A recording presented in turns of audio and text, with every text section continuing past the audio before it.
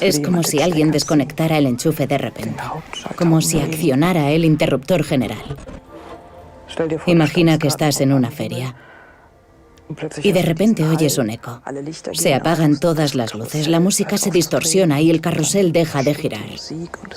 La oscuridad es total. Estás desorientada, te caes. No puedes hacer nada para evitarlo.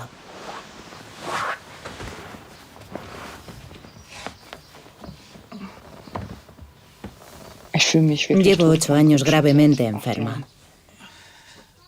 Y estoy segura de que algo dentro de mi cuerpo ha traspasado un umbral y ha hecho que esta enfermedad sea ya irreversible. A menudo me he sentado a la mesa por las noches totalmente desesperada, explicándole a mi novio que no logro entender por qué nadie averigua nada.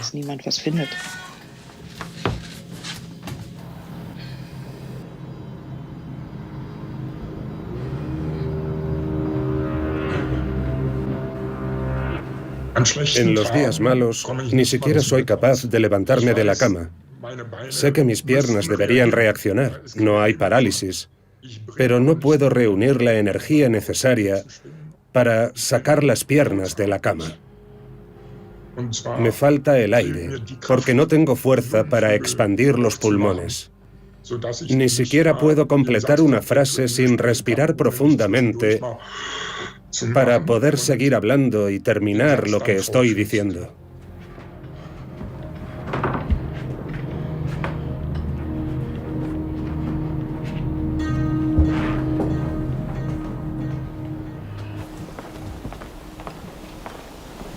Por supuesto, me estoy perdiendo una parte de mi vida, sobre todo cuando veo lo que hacen otras personas de mi edad.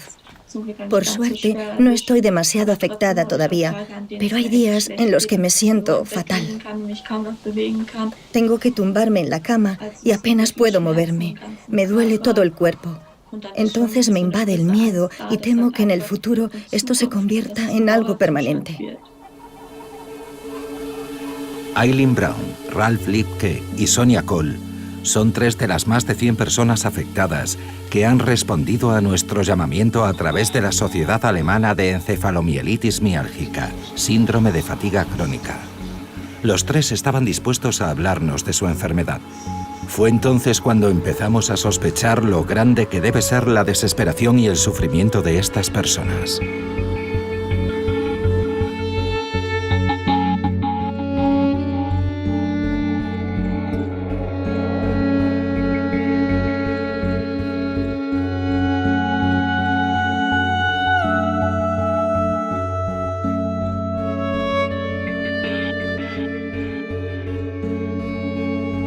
Empezamos nuestra investigación en el Hospital Charité de Berlín. Carmen Scheibenbogen lleva muchos años investigando la enfermedad. Mi formación es oncológica y el nivel tecnológico que hemos alcanzado en este campo en el año 2020 nos ha proporcionado un conocimiento muy detallado de muchos mecanismos que ahora podemos utilizar como base para enfoques terapéuticos específicos. Y eso también se aplica a la neurología.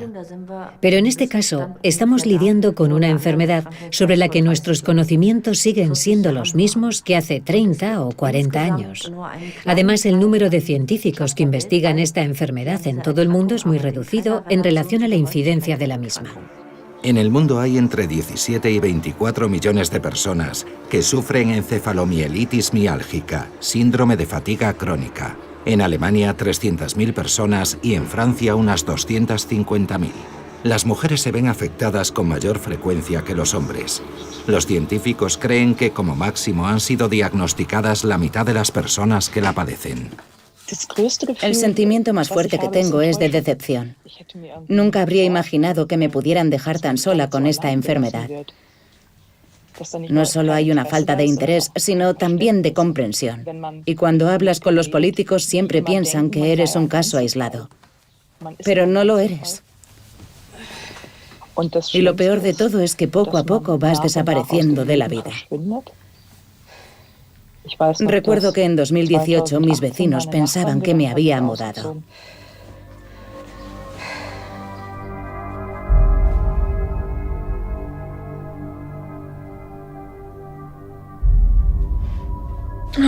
Hoy es 26 de octubre y desde anoche, de nuevo, me encuentro peor. Así que no he podido hacer gran cosa y he pasado la mayor parte del día tumbada. Hasta el más mínimo esfuerzo es demasiado para mí. EMSFC significa encefalomielitis miálgica, síndrome de fatiga crónica, un nombre complicado para una enfermedad complicada. Miálgica se refiere a los músculos y encefalomielitis es una inflamación del cerebro y la médula espinal.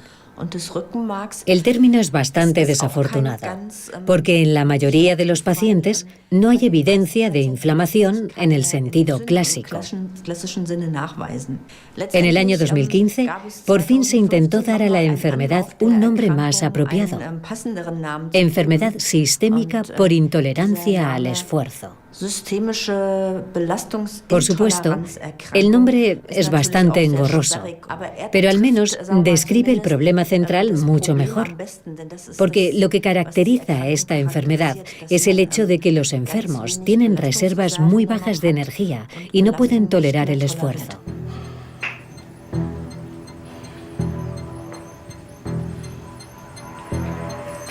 Hay reacciones físicas que son inexplicables.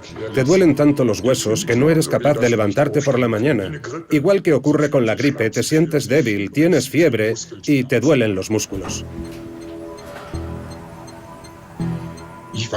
Yo era una persona activa, muy activa, y no solo por mi profesión de detective, trabajaba por turnos. Estaba en la calle haciendo detenciones, incluso cuando las cosas se ponían feas. Mi vida privada también era bastante activa, y todo eso lo he perdido por completo.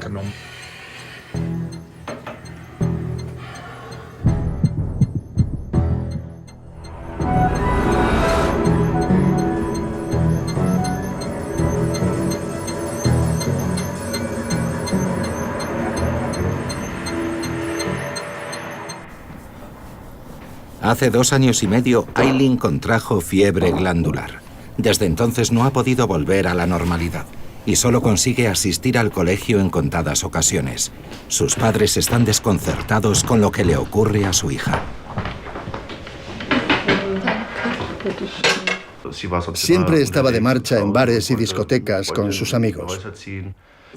No paraba de hacer deporte y también hacía ejercicio aquí, en casa. Que ahora no pueda ni siquiera bailar es muy triste.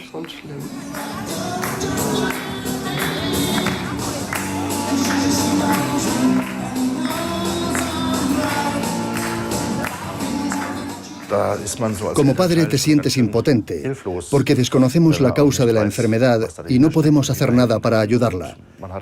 Intentamos darle ánimos como sea y le decimos: venga, salgamos, vamos a sacar al perro, vente con nosotros. Y nos dice: no puedo, no quiero. A veces es demasiado, francamente. Si tuviera que describir cómo es la enfermedad, la compararía con una batería. Una persona sana se despierta por la mañana con la batería cargada al 100% y la consume a lo largo del día. Cuando anochece se acuesta y en el transcurso de la noche la batería se recarga completamente. Con ella podrá empezar el nuevo día. En nuestro caso no es así. Solo tenemos un pequeño porcentaje de carga en nuestra batería para pasar el día y cuando descansamos no se recarga en absoluto. Funcionamos con un pequeño porcentaje de carga, así que nuestros cuerpos están desabastecidos y por eso no tenemos suficiente energía.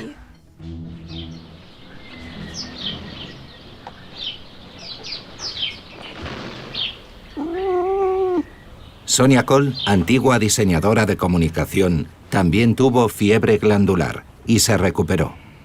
Sin embargo, tras una serie de infecciones víricas en 2012, nunca ha vuelto a estar sana. Los rodajes son demasiado extenuantes para ella, por tanto las entrevistas en profundidad las hacemos por internet. ¿Podría describir brevemente los síntomas que tiene? ¿Cómo se presenta la enfermedad? Con los años han ido apareciendo más y más síntomas. Constantemente tenía infecciones en las glándulas salivales y en los oídos. En 2015 estuve en el hospital 3 veces debido a problemas intestinales muy graves. La bronquitis y el ardor en los pulmones no desaparecían. Así que fui de un médico a otro. Recuerdo que me vio un neurólogo, creo que en 2016 o 2017. Echó un vistazo a mi expediente médico, vio lo abultado que era y dijo: no necesito mirarlo, le puedo asegurar que es algo psicosomático. Aunque esta enfermedad fue incluida en la Clasificación Internacional de Enfermedades Neurológicas por la Organización Mundial de la Salud en 1969, la mayoría de los médicos la desconocen. Incluso hoy día, a los afectados se les diagnostica erróneamente depresión o una enfermedad mental. Fui a ver a mi médico de cabecera, le describí mis síntomas y le dije cómo me sentía, pero él tampoco sabía qué era. Finalmente dijo que el problema era mi estómago. He visitado a varios profesionales de medicina alternativa, pero tampoco han podido ayudarme. En todo este tiempo hemos probado muchas cosas y nadie ha sabido decirnos qué me pasa. Como ningún médico podía ayudarla, Eileen comenzó a buscar por su cuenta en Internet y dio con una investigación que se estaba llevando a cabo en la Universidad Técnica de Múnich y en el centro Helmholtz. Nos reunimos con Uta Behrens.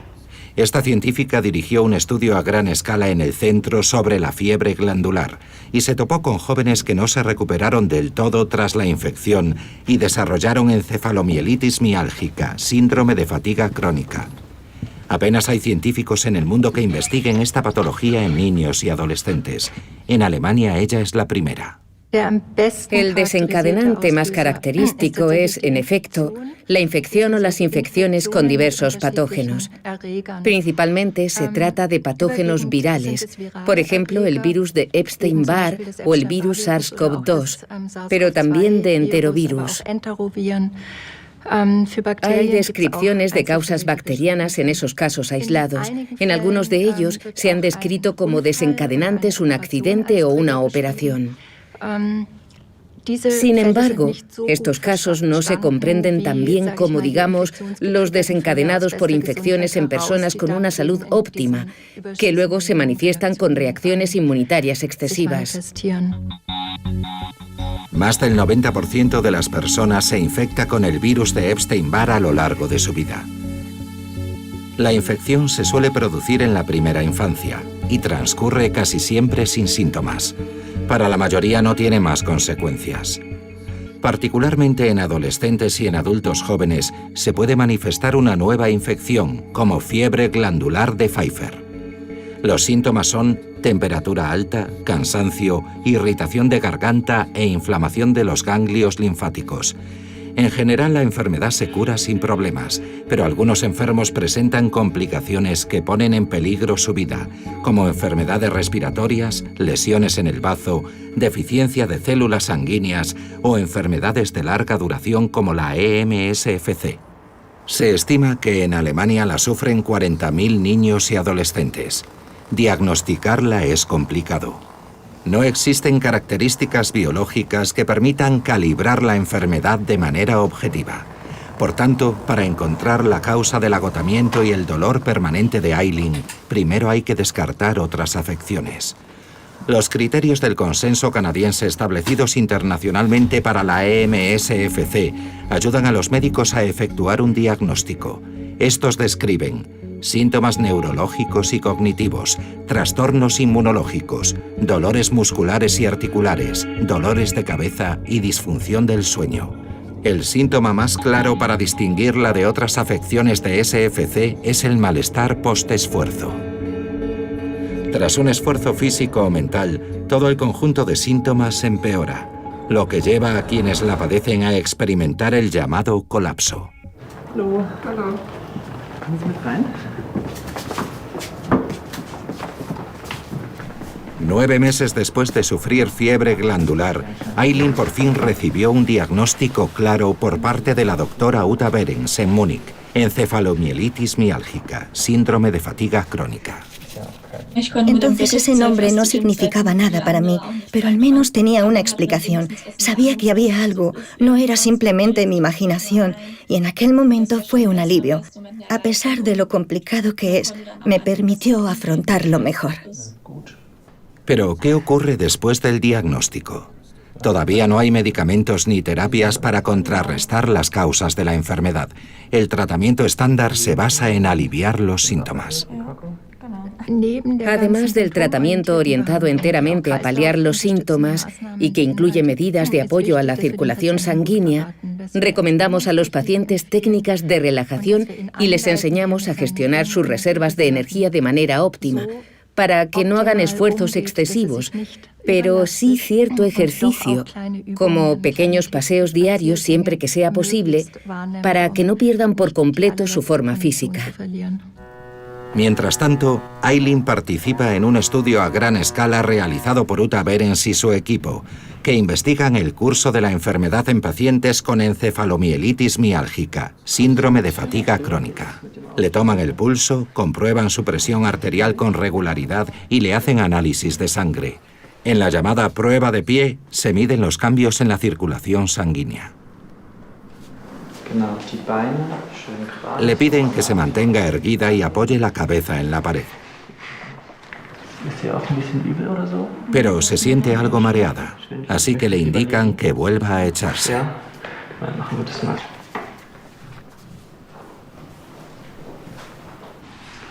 Hola, Eileen. ¿Has conseguido superarlo todo más o menos? Me han dicho que has interrumpido la prueba. Eso sucede a veces, pero tenemos los resultados preliminares que básicamente lo confirman todo. Bueno, si tuvieras que resumir cuáles son tus peores síntomas de todos los que hemos comentado aquí, ¿cuáles señalarías en este momento y sobre cuál de ellos deberíamos actuar con mayor urgencia y lo mejor que podamos? Yo diría que el dolor muscular. ¿Dónde? Sobre todo en las piernas y cuando empeora mucho en los brazos. ¿Tienes dolores de cabeza? Sí. ¿Y de estómago? No. El mayor problema de esta enfermedad es que los propios pacientes no parecen estar enfermos y la investigación también se resiente porque la estigmatización pone trabas al tratamiento y a la atención científica. Sin embargo, actualmente, la investigación ha tomado un cierto impulso gracias a los Institutos Nacionales de Salud de Estados Unidos y gracias a Dios se está avanzando un poco más por la corriente que se ha desencadenado allí. Pero aún dista de ser suficiente y hay muy poca financiación estatal.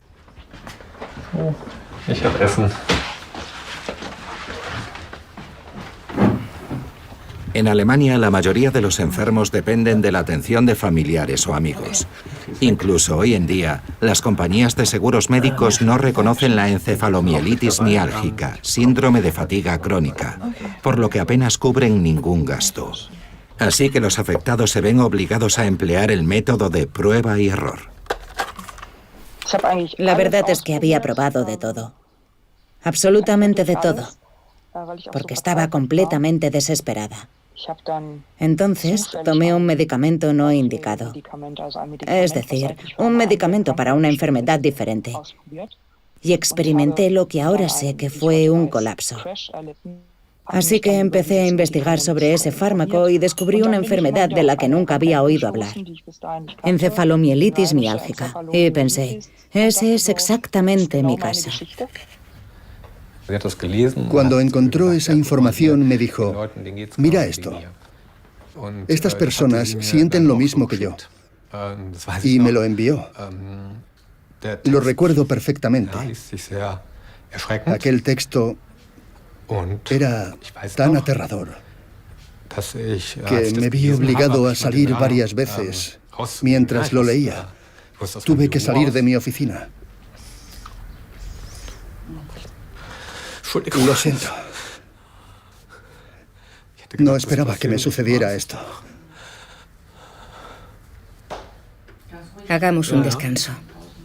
Sí, necesito parar.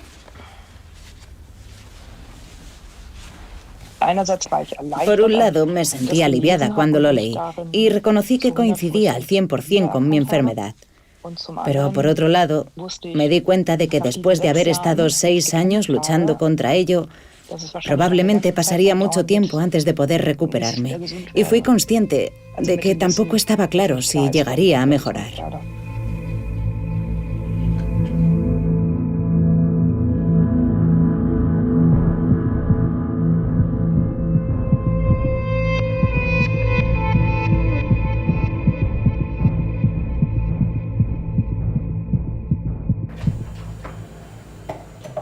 Es un proceso que ya lleva en marcha unos 9 años. Comenzó con una neumonía y en las semanas y años siguientes no pude recuperarme y volver a encontrarme como antes. Me sentía como un anciano de 90 años con un andador, que relativamente se va apañando pero nunca pasa de ahí.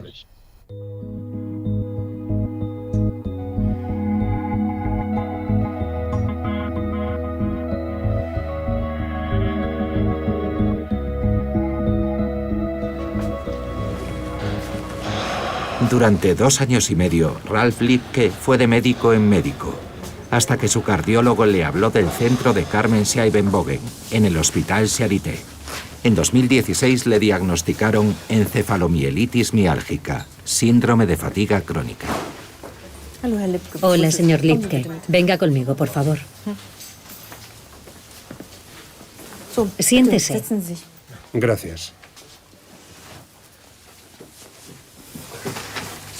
Hace bastante que no nos vemos. ¿Cómo se encuentra? Empeora de forma lenta pero constante. Vale. ¿Y sigue trabajando? Estoy de baja por enfermedad. ¿Y antes de eso? Antes dejé gradualmente el trabajo en la calle por el de oficina y de ahí pasé a trabajar desde casa. Y al final ni siquiera eso funcionó. Incluso haciendo descansos, las jornadas de 8 horas son demasiado largas para mí. ¿Me trae estos análisis? Sí, los neurotransmisores autoinmunes. Son muy elevados. Cuando le vi por primera vez eran altos, pero los valores que tiene ahora son muy altos. Creemos que estos anticuerpos también regulan el correcto funcionamiento del organismo y debido al síndrome de fatiga crónica, su función está algo perturbada. Y esto puede significar que cualquier esfuerzo impida que los músculos reciban el suministro sanguíneo adecuado, que sufra dolores, que no pueda concentrarse y que la producción de energía esté controlada por este sistema. Incluso podría ser un factor importante para explicar las molestias asociadas a la enfermedad. La imagen que tenemos hoy día de esta enfermedad todavía es incompleta. Lo que está relativamente claro es que se trata de una afección en la que el sistema inmunitario juega un papel importante, aunque solo sea porque en la mayoría de los casos comienza tras una infección. Una infección activa el sistema inmunitario que no vuelve a descansar. Y suponemos que esta respuesta inmunitaria hiperactiva o mal dirigida entonces pasa a controlar la función del sistema nervioso autónomo en particular. El sistema nervioso autónomo controla todas las funciones involuntarias del cuerpo: los latidos del corazón, la respiración, la digestión y sobre todo la dilatación de los vasos sanguíneos.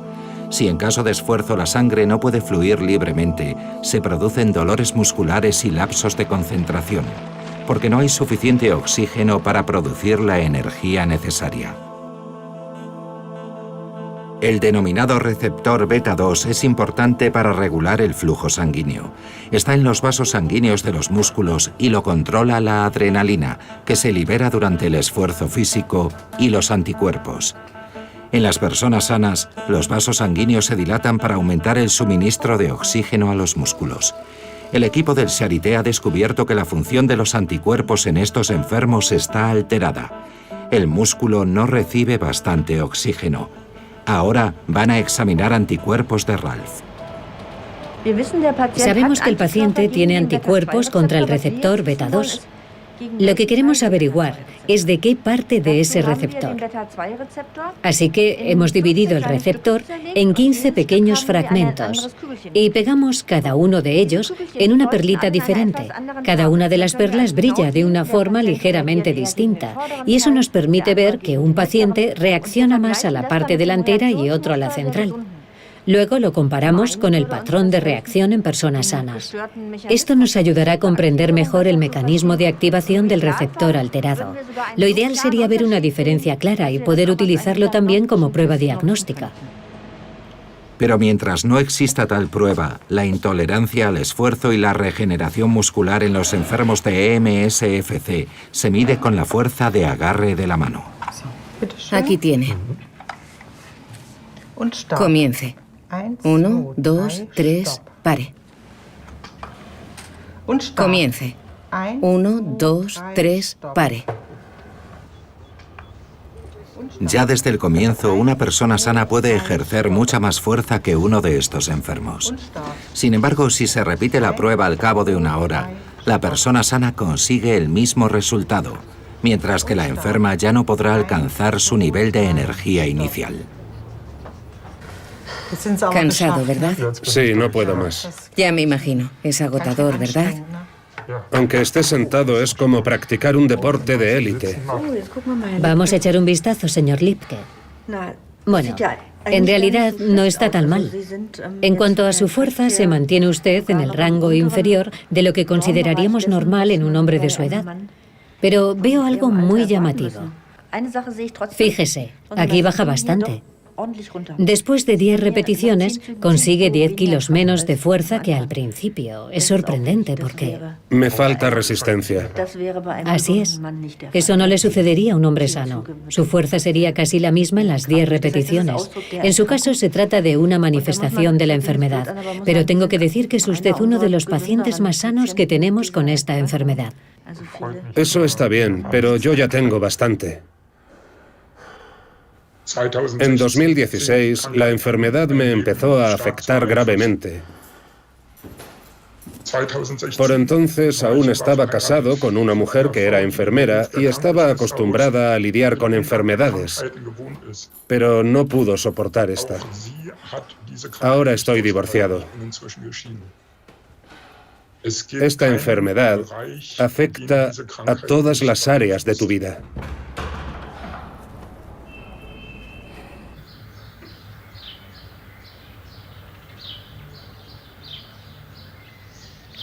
Hoy es viernes 11 de septiembre.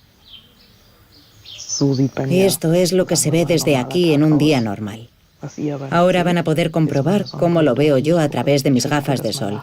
Así que voy a recrear ese efecto sosteniéndolas delante de la cámara. Ahora ya lo han visto. Siempre tengo un paraguas en mi cama para proteger mis ojos de la luz. En realidad es mi mejor amigo cuando no quiero que la habitación esté completamente a oscuras. Mi mayor problema son los contrastes. Si se fijan en la ventana de la derecha, hay una persiana de bambú y no puedo mirar esa zona luminosa todo el tiempo porque me deslumbra y me duelen los ojos. Si la persiana de la derecha está abierta demasiado tiempo, tengo la sensación de que me arden los globos oculares. Y entonces lo peor que me puede pasar es que me empieza a doler también toda la mandíbula. Ha sido un proceso lento. Las cosas han ido empeorando y me he visto obligado a hacer más y más tareas. Antes no necesitaba tantos cuidados. Se valía por sí misma, pero llegó un momento en el que ya no pudo seguir haciéndolo. Se quedó postrada en la cama y yo tuve que hacerme cargo de todo. Al principio me dije, claro, por supuesto, ahora tienes que hacerlo tú tienes que ayudar, pero siempre pensé que algún día mejoraría, que se recuperaría y volvería a estar sana otra vez. Pero Sonia comprendió mucho antes que yo que eso no ocurriría pronto. Yo simplemente rehuía esa posibilidad. Me costó mucho tiempo aceptarlo.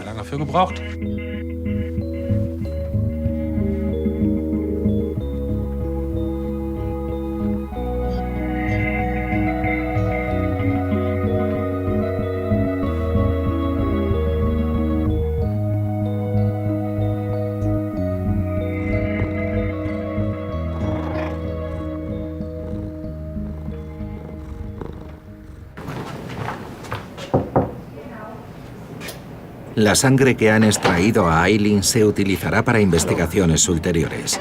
Los investigadores de Múnich la envían junto con otras muestras a la Universidad Julius Maximilians de Wurzburgo. Allí las esperan el microbiólogo y virólogo Bupes Prasti y su equipo. Personalmente, me fascina buscar las causas infecciosas de una enfermedad, si es que hay una infección viral asociada a dicha patología.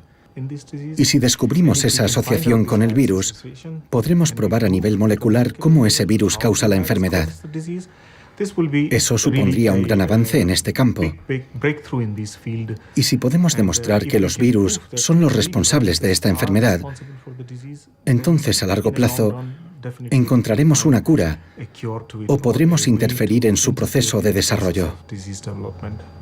Lleva muchos años estudiando el papel que juegan los virus en el cuerpo humano. Él descubrió la relación entre el virus de Epstein-Barr y la encefalomielitis miálgica, síndrome de fatiga crónica. Hemos descubierto que los virus del herpes, en particular el herpesvirus humano 6 y el virus Epstein-Barr, son los candidatos más interesantes que pueden contribuir al desarrollo de esta enfermedad. Hemos averiguado que el HHV6 produce un pequeño ARN que puede acceder directamente a las mitocondrias para fragmentarlas.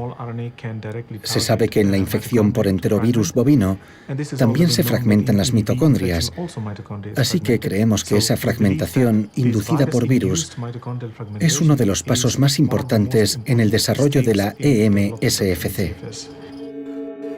Nuestro rendimiento físico y mental lo determinan unos minúsculos generadores de energía, las mitocondrias. Las mitocondrias sanas tienen una estructura alargada en forma de malla. Esta estructura es importante para producir adenosintrifosfato, que es la moneda energética universal de nuestro cuerpo. Cuando las mitocondrias se fragmentan y pierden su estructura en forma de malla, ya no pueden funcionar correctamente y producir energía. En sus experimentos, Bupes Prasti añade anticuerpos de la sangre de pacientes con esta patología a cultivos de células sanas que ha desarrollado. Tenemos curiosidad por saber qué pasará con las mitocondrias sanas. Si hay un factor en el suero de los pacientes con esta enfermedad que causa una disfunción mitocondrial, esperamos que este factor afecte a las células sanas y que las mitocondrias se fragmenten en distinto grado. Los primeros resultados se muestran después de 24 a 48 horas. El científico tiene razón. Las mitocondrias del cultivo de células sanas se han fragmentado y dividido en trozos diminutos. Esta mitocondria está gravemente afectada. Se puede ver que hay pequeños fragmentos y no están interconectados. Si observamos una célula sana, vemos que las mitocondrias están siempre interconectadas, ¿verdad? Y estas mitocondrias tienen una respuesta inmune innata débil. No pueden luchar contra ninguna infección y producen menos energía. Su metabolismo es súper lento. Esto es lo que ocurre con algunos pacientes con EMSFC grave. La investigación de Bupes Prasti es innovadora y ofrece una posible explicación de por qué estos pacientes tienen bajos niveles de energía. Este proceso podría utilizarse también en las pruebas diagnósticas, lo que supondría un enorme avance. Estamos en la fase inicial. Aún no la utilizamos como diagnóstico, pero estamos intentando desarrollar esta técnica. En esta fase preliminar podemos obtener buenos resultados con los pacientes con encefalomielitis miálgica, síndrome de fatiga crónica grave, pero con los que presentan una patología leve a veces no funciona. Hay que seguir trabajando. Pero para seguir investigando necesita dinero, y en Alemania todavía no hay financiación pública para la investigación de la EMSFC. Dependen exclusivamente de las donaciones. La financiación para investigar esta enfermedad es escasa en todo el mundo. En Estados Unidos, por ejemplo, es de las que menos dinero recibe. Hay 2,5 millones de pacientes que sufren esta dolencia, pero las autoridades sanitarias estadounidenses invierten anualmente 12 millones de euros. Para 1 millón de enfermos de esclerosis múltiple, la cantidad es de 85 millones de euros, y para algo más de 1 millón de personas con VIH, asciende a 2.500 millones. El movimiento internacional #MEAction intenta que se reconozca la enfermedad, que se invierta más en la investigación y un tratamiento adecuado. Quieren llamar la atención sobre la dramática situación de los afectados. En su documental Unrest, Jennifer Bree muestra centenares de pares de zapatos de hombre y de mujer para representar simbólicamente a los millones de personas que han desaparecido de la vida pública.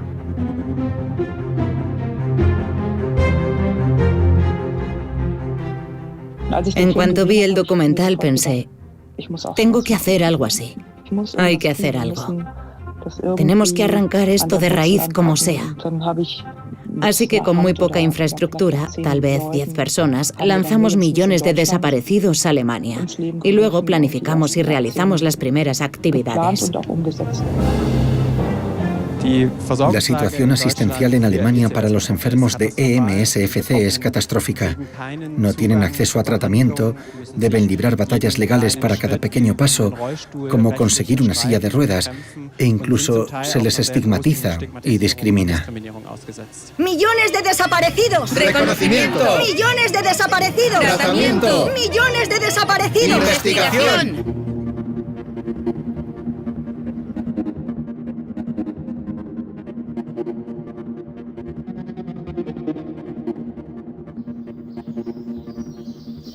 Fue una época muy emocionante. Realmente tenías la sensación de que tú mismo podías ser determinante, podías cambiar algo, y no tenías que resignarte y aceptar tu destino.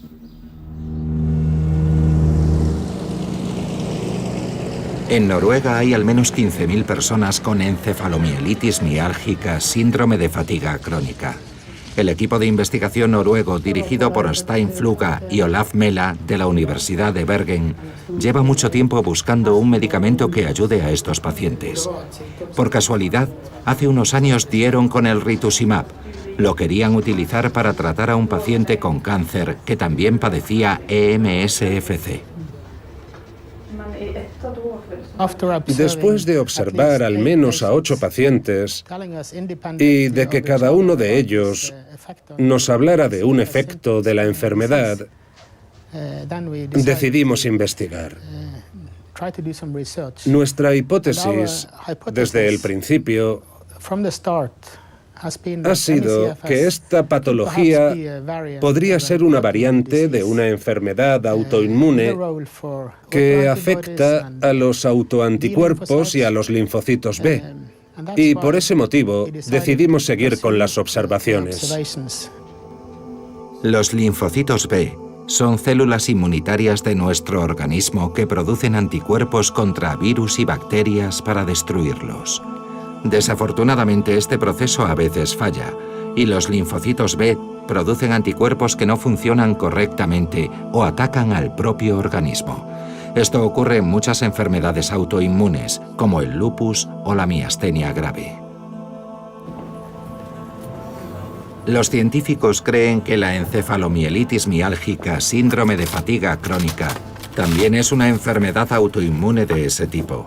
El rituximab es un medicamento que destruye temporalmente los linfocitos B, impidiendo así que produzcan los peligrosos anticuerpos que atacan al propio organismo de la persona. En 3 ensayos a pequeña escala, el tratamiento con rituximab ha tenido éxito en estos pacientes. A continuación, los científicos inician un ensayo de fase 3, doble ciego, aleatorio, en el que participan 152 pacientes.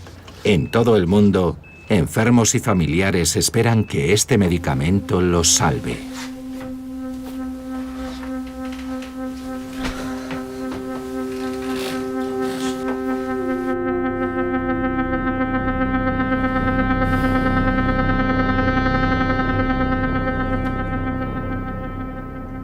Creo que lo peor es la pérdida de control.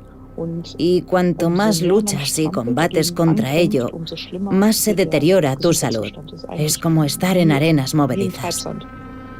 Los anticuerpos en la sangre de los pacientes con EMSFC parecen jugar un papel importante.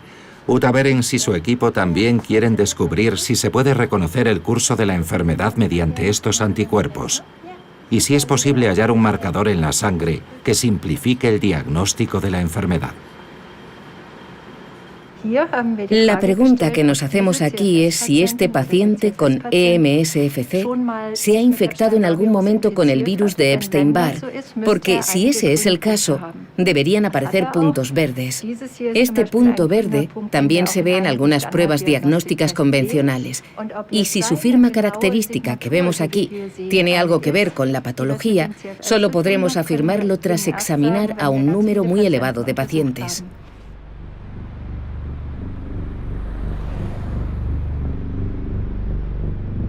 Durante el rodaje de este documental, empezaron a aparecer noticias sobre el nuevo virus SARS-CoV-2. Más de 200 millones de personas se han infectado en todo el mundo con el virus. Semanas y meses después de la infección inicial, muchas siguen sufriendo secuelas, con síntomas muy parecidos a los de los enfermos de encefalomielitis miálgica, síndrome de fatiga crónica. Felix Monfeld, neuropsicólogo y músico, contrajo el coronavirus en marzo de 2020. A día de hoy aún no se ha recuperado. Sufre dolores permanentes, lapsos cognitivos, trastornos del sueño y agotamiento extremo. El fin de semana en que todo empezó a ir realmente cuesta abajo, yo simplemente pensaba que tenía fatiga severa. Conozco el término y sé que es postviral.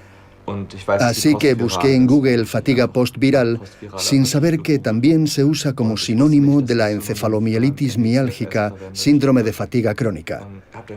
Entonces vi que esos síntomas, aparentemente no relacionados, eran precisamente los que yo tenía.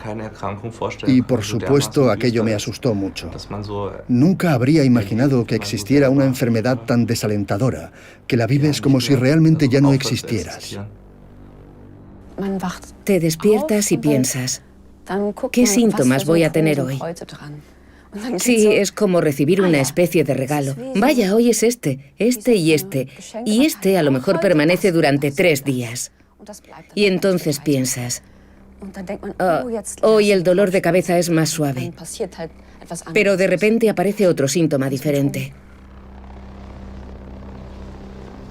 Poco a poco, tras la primera gran ola, se va aclarando la verdadera magnitud de lo que supone la infección del coronavirus. La profesora Carmen Scheibenbogen está preocupada. Creemos que en torno al 1 o al 2% de las personas que sufren un caso leve de COVID-19 corren el riesgo de desarrollar síndrome de fatiga crónica. Cuando vemos lo dinámica que es la propagación de este virus, nos preocupa que a causa del COVID-19 se incremente significativamente el número de enfermos crónicos de encefalomielitis miálgica, síndrome de fatiga crónica en Alemania. Investigadores internacionales están estudiando los efectos a largo plazo del COVID-19, entre ellos Bupes Prasti. El científico sospecha que el SARS-CoV-2 no es directamente responsable de los efectos a largo plazo. Cree que los virus del herpes, latente en el cuerpo humano, se reactivan tras una infección por coronavirus y semanas más tarde conducen a un COVID persistente. Para Prasti es un patrón comparable al de la EMSFC, que también se desarrolla tras una infección vírica. Si la firma del suero que buscamos en los pacientes con encefalomielitis miálgica, síndrome de fatiga crónica, es la misma en estos enfermos, podemos decir que los síntomas de los afectados por esta patología son similares a los de los pacientes con COVID persistente, pero no lo sabemos, solo es una asociación. No hay datos probados para decir que un paciente con COVID persistente también lo sea de EMSFC. El nivel de energía de Felix Monfeld es muy bajo y por eso ha concertado una cita para una videoconsulta con Carmen Scheibenbogen. Espera que ella pueda ayudarlo y recomendarle un plan de acción. ¿Me oye ahora? Sí, la escucho. Genial. ¿Cuál es el peor de los síntomas persistentes que tiene ahora? ¿El agotamiento? Ahora mismo el agotamiento es muy agudo. Sé que mantener esta conversación con usted probablemente signifique que después no podré hacer mucho más. Me sentiré cansado y completamente desinflado, como si alguien me hubiera desconectado de mi fuente de energía. Pero después de un esfuerzo como este y el consiguiente empeoramiento, ¿se recupera de nuevo al día siguiente? Si el esfuerzo es breve, sí. A veces tengo la sensación de que, sin hacer nada, necesito estar tumbado en la cama 2 meses. Es como si tuviera una gripe muy fuerte, con dolores de cabeza terribles que parecen migrañas, pero con una sensación de quemazón. Vale, si ese es el caso, por el momento solo debe hacer esfuerzos mínimos que no deterioren tanto su estado. Si los esfuerzos provocan regularmente crisis, que duran más de un día, o al menos 14 horas, eso es lo que llamamos síndrome de fatiga crónica. Y si normalmente no duran tanto y son menos pronunciadas, es más probable que se trate de fatiga posviral. Pero tampoco sabemos si tiene sentido establecer esa diferencia.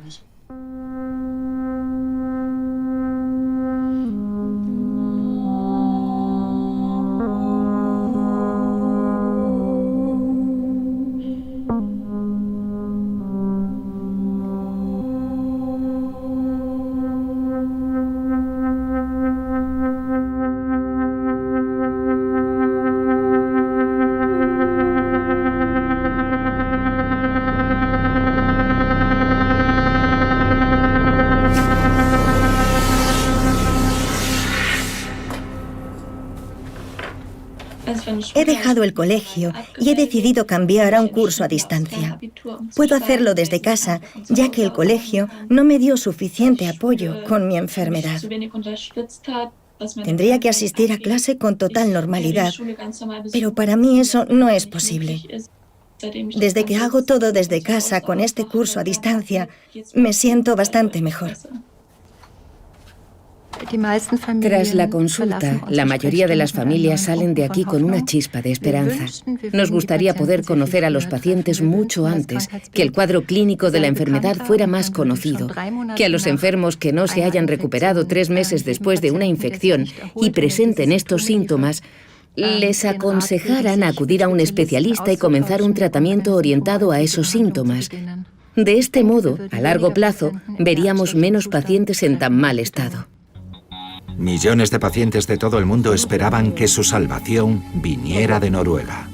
Los resultados del ensayo con el fármaco rituximab se aguardaban con impaciencia, pero entonces llegó la decepción. El ensayo fue negativo. El rituximab no tiene el efecto esperado. Fue un tanto inesperado. Si hubiéramos tenido simplemente un ensayo negativo, algo que puede suceder incluso aunque tengas un fármaco eficaz, pero no ver una tendencia en la dirección correcta fue una sorpresa aún mayor para nosotros, especialmente, como ha dicho Oystein, basándonos en nuestras experiencias previas. Por otro lado, hicimos cambios en el estudio doble ciego con el rituximab. Por ejemplo, dosis más bajas en el tratamiento de mantenimiento, que pueden haber influido. Los científicos tuvieron que reducir la dosis a la mitad al no recibir financiación de la industria farmacéutica para su ensayo. Pero siguen con su investigación, buscando otros fármacos que puedan ayudar a los enfermos. Para ello pueden recurrir a su biobanco de investigación, con las 3.000 muestras de sangre donadas por los participantes en el ensayo con rituximab. Una de las cosas que buscamos es un biomarcador, ya que muchos pacientes no tienen el diagnóstico de encefalomielitis miálgica, síndrome de fatiga crónica, porque su médico de cabecera o el especialista tienen problemas a la hora de emitir un diagnóstico. Pero para investigar las causas de la enfermedad y el desarrollo de medicamentos, los científicos de todo el mundo necesitan dinero. Solo en Alemania, al menos 40 millones de euros. Recientemente, el gobierno federal ha concedido una única partida de 3,7 millones de euros, una gota en el océano. En mi opinión, la única manera de encontrar una solución a esta enfermedad es reunir a los pacientes, a los médicos y a los investigadores bajo un mismo paraguas. Y nuestro sistema político puede desempeñar un papel importante a la hora de aunar estos tres pilares. Si esto sucede, creo que en los próximos 5 o 6 años tendremos la solución a este problema. Haría falta una acción concertada de cientos de científicos que estudien todas las facetas de estas afecciones. Y, por supuesto, necesitamos a la industria farmacéutica, porque el desarrollo de medicamentos es muy complejo y muy caro. Así que necesitamos a la industria farmacéutica para que los medicamentos lleguen a la fase de aprobación.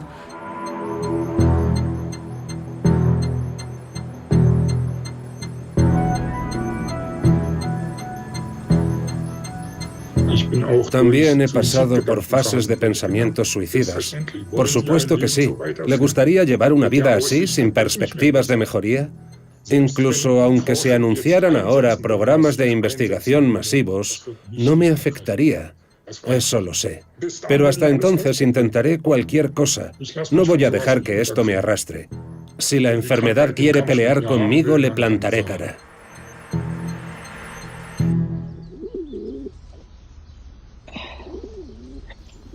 Hay muy poca gente que quiera o pueda luchar por nosotros.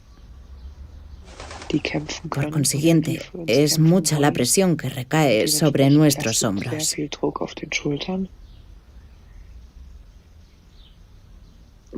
Te presionas a ti mismo porque realmente quieres volver a salir de aquí. Todos tenemos muchos planes y todos sabemos exactamente lo que queremos hacer mañana. Si nos curamos.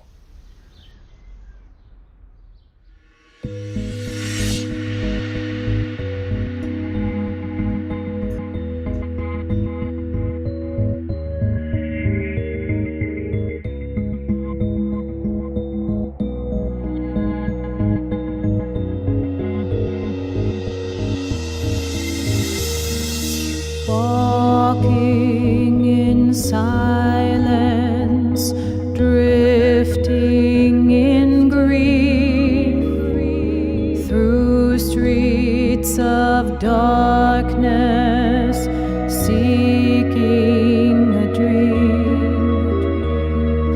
Words that were spoken, true